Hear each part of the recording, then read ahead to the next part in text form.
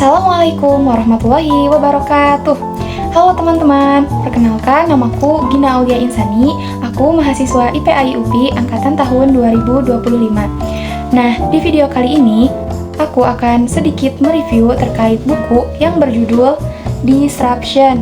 Nah, buku Disruption ini merupakan salah satu buku self-development khususnya bagi mereka yang ingin memulai bisnis. Nah, di dalam buku ini terdapat 512 halaman dan buku ini ditulis oleh Bapak Profesor Reinald Kasali, PhD. Nah, beliau ini merupakan salah satu pakar ekonom sekaligus guru besar di Universitas Indonesia.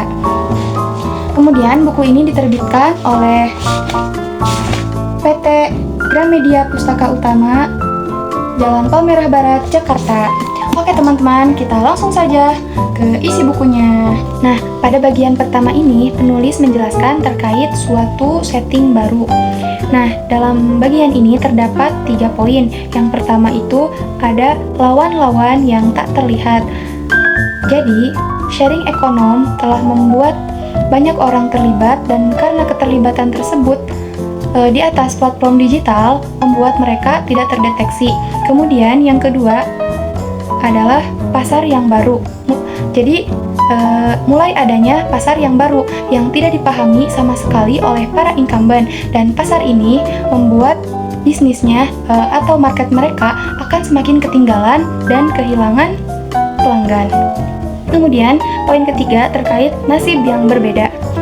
Nah, jadi penulis Profesor Reinald Kasali menceritakan bahwa nasib corporate incumbent yang kemudian gagal untuk menyesuaikan diri kemudian kolaps.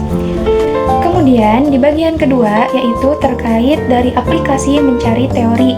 Nah, di sini terdapat 4 poin. Yang pertama itu bersaing dengan model bisnis. Jadi di market sharing ekonom itu terdapat persaingan model bisnis. Mereka menciptakan model-model baru yang tidak diketahui oleh para incumbent. Kemudian yang kedua, mengapa setiap keberhasilan sulit dipertahankan? Nah, tidak seperti dulu waktu mereka berhasil melewati tantangan-tantangan di abad ke-20. Untuk sekarang ini muncullah kegagalan-kegagalan seperti kebangkrutan karena sistem ini mulai tidak mampu untuk menjawab berbagai ketimpangan yang terjadi. Kemudian yang yang ketiga itu terkait disruption teori, suatu perjalanan inovatif dan koreksi dan respon terhadap teori Christensen.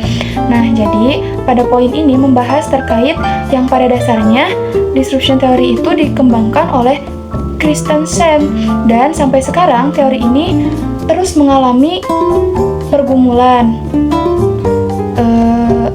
dan sudah berumur 20 tahun lebih, tetapi teori ini tetap saja mendapat ujian-ujian, dan itu merupakan hal yang bisa dan boleh jadi ada waktu teori ini juga tidak relevan.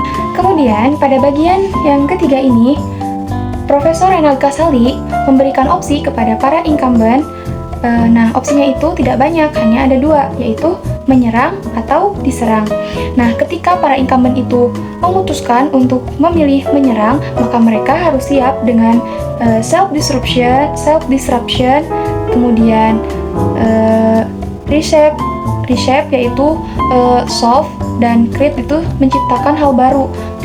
Nah, pada bagian keempat ini, penulis menjelaskan terkait mindset, yang dimana mindset ini bisa kita artikan sebagai pola pikir atau kerangka berpikir.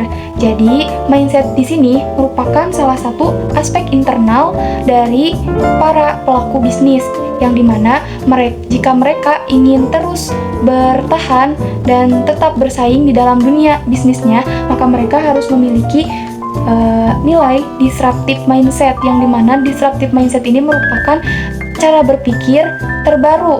Jadi enggak menggunakan pola pemikiran yang lama. Kemudian di sini juga dijelaskan terkait disruptive mindset versus steady mindset. Jadi maksud dari disruptive mindset itu ini pilihan dengan cara perubahan secara total, sedangkan steady mindset itu perubahan secara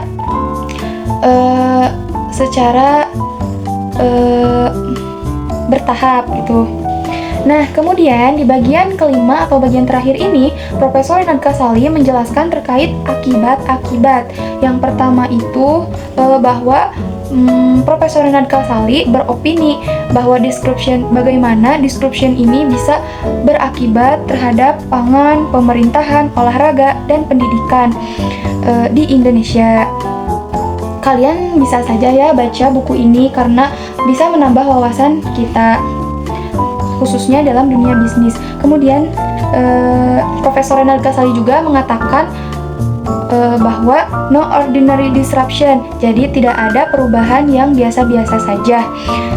Semuanya dari dulu mengikuti hukum Moore, yang dimana pertumbuhan dan perubahan khususnya di Indonesia itu terjadi secara eksponensial. Kemudian terkait akhir dari suatu zaman, yang dimana di sini dijelaskan bahwa zaman itu pasti ada awalnya dan ada akhirnya, dan kita juga sudah sama-sama menyaksikan bahwa dari era industri, kemudian era informasi, dan lanjut sekarang ke era digital seperti adanya artificial intelligence, Internet of Things, yang membuat dunia offline kita dan dunia online kita itu menjadi tidak bisa dipisahkan antara satu dengan yang lainnya. Mungkin cukup sekian review buku Disruption dari saya. Mohon maaf bila banyak kesalahan dalam penyampaiannya, karena jujur ini merupakan buku yang sulit untuk dipahami secara personal saya sendiri. Terima kasih. Wassalamualaikum warahmatullahi wabarakatuh. Dadah.